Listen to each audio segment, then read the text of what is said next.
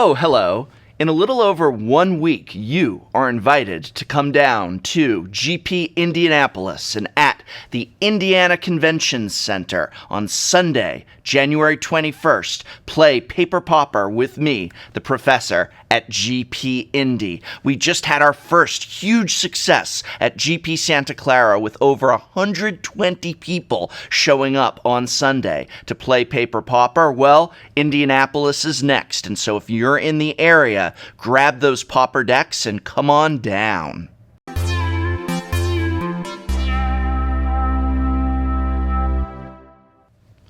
Before I get to the top 5 commons from rivals of Ixalan likely to see Pauper play, I have to give a honorable mention. This is actually one of my favorite commons in the set. It makes me smile, it's really interesting, and yet it's still off by a mile. It can't quite get there, but it's worth talking about anyway. It's Snubhorn Sentry. Snubhorn Sentry is a 0/3 dinosaur for 1 white with Ascend, meaning that if you control 10 or more permanents, you get the city's blessing for the rest of the game. Snubhorn Sentry gets +3/+0 as long as you have the city's blessing. So in other words, if you can get 9 other permanents, and that includes lands, out into play by casting this or after casting this, you essentially get a 3/3 for 1 white. Why isn't this quite enough, you ask? Well, first and foremost is that getting the city's blessing is too late in the game. Even counting lands, that's a heck of a time tax of turns to get to 10. Sure, mono-white tokens is a thing, as is Boros Bruise from Kuldotha to Monarch, but Ascend is just too slow a mechanic right now, and too easy for our opponents to disrupt. If you really want a 3/3 for 1 white, we already have it, Ardent Recruit, and it's much easier to trigger with Metalcraft, something those Boros Bruise should have no trouble doing. But even this is not really something we want anyway. Sorry, Dino, but you're just not going to get there. Coming in at number 5 is one that I think will.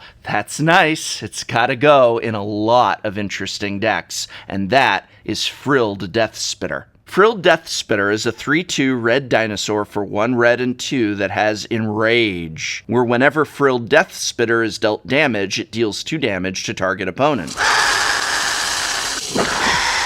Can I just say how great it is that this deals 2 damage to target opponent instead of just a tiny ping of 1? That really makes for more than just a nuisance when chumps try and block. Even swinging into something with a bigger button, knowing we'll still get to shock our opponent, can be significant. And this also becomes an absolute nightmare for the absolute nightmare that is Pestilence decks. I hate Pestilence decks so much. But with Frilled Death Spitter, they're going to have to take 4 damage just to get rid of 1 of them. If there's 2 in play, they'd have to take 8 damage. Wow, that adds up fast. This is a great card, and I think definitely going to be seeing some play. Alright, coming in at number 4, it's a card I just adore. It's Doomed Traveler and more, because it's got lifelink at its core, and maybe, just maybe, Orzhov Vampires is the deck that it will restore. It's Martyr of Dusk. Martyr of Dusk is a 2/1 white vampire soldier for white and 1 that creates a 1/1 white vampire creature token with lifelink. The first card this should remind us of is Doomed Traveler. Both protect us against edict effects, which is always nice, but the difference between them is that Traveler only costs 1 white and instead creates a 1/1 flyer. So the first question is, do you want to spend an extra mana for this instead? The advantages are really the lifelink on the token instead of flying. Martyr itself doesn't have lifelink, which would probably be overpowered, but instead of being a 1/1 like Traveler, it's a 2/1, and meaning that it can trade with any creature that has toughness 2 is a significant uptick.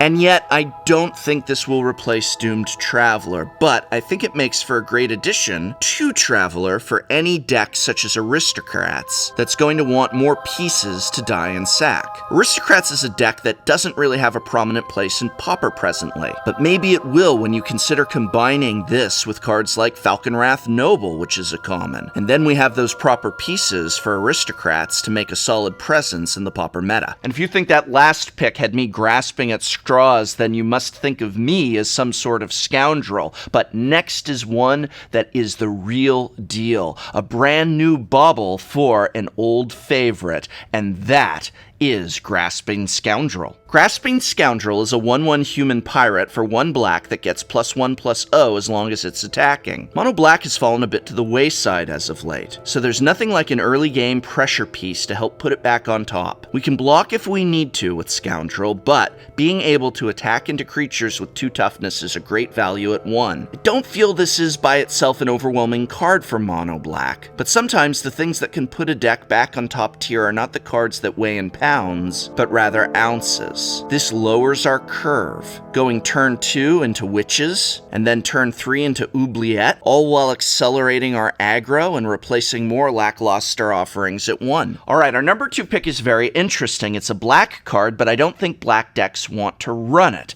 We are going to see off-color decks looking for ways, be it through splashing or just generating mana off their color, to be able to play this. And that card is Gruesome Fate. Gruesome Fate is a seemingly simple at first card, but there's some real power for Pauper here. For 2 and a black, this sorcery spell has each opponent lose a life for each creature you control. Right now, aggro and creature-based decks are very rampant, from tokens to elves. But like any format, these creature-heavy decks sometimes tend to swarm out and then dirtle their way forward. Gruesome Fate gives us not only the ability to punch damage through when we're stuck with a slow, dirtily creature board, but in decks like elves, it can literally be just an alternate win condition. Cast this and bring our opponent down from 20 to 0, no problem in elves. Now, I don't even think a deck like that needs to splash black, because, for example, elves has cards like Birchlore Rangers, which can give us mana of any color. Other decks that might want it have access to things like Utopia Sprawl, or even Prophetic Prism. And these are just a few examples of ways that this black card might easily slide into non-black decks. Alright, coming in at number 1, what is the best card from Rivals of Ixalan at common for Pauper? The card most likely to see play, the card that may even shake up the meta a bit.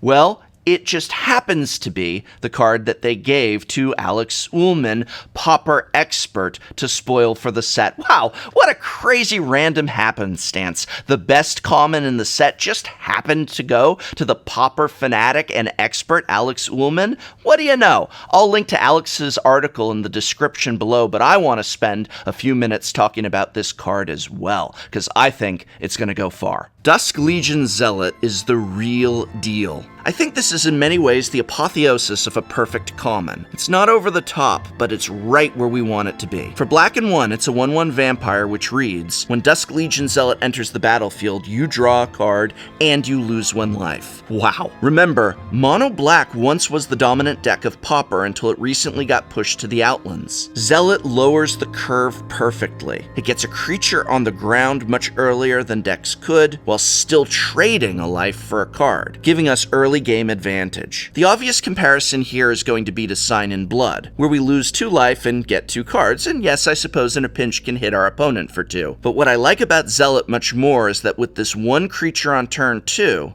instead of Sign, while we only draw 1 card, we also get 1 creature down, and that means we're perfectly on curve for Cartouche of Ambition when we hit turn 3. Actually, in many ways, this is like a black elvish visionary, the 1 loss of life being more than acceptable for such a color-shifted staple. Even if mono-black control sticks with Sign or Witches as the 2-drop spot, there's a strong brew around me possibility here, and I think there is no question this is the best common in the entire set for Pauper. But now I want to hear from you. What do you think are the top common cards for Pauper and why? Let me know in the comments below. Are you going to one of the many GPs in the first quarter? That's right, not first month, but first quarter of 2018 that will be having Pauper events on Sunday at noon? What deck are you going to play? Let me know in the comments below as well. And I hope very much this video has been of some help to you. You can help me out by